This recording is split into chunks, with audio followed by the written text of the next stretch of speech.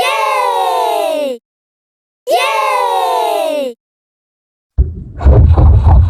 আমার কাছ থেকে কই পালাবি তোরা?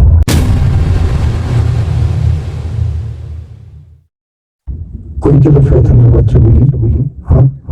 অনেকদিন পর আমার একটা শিকারের আশা ছিল, সেটা আমার নস্যাৎ করে দিল।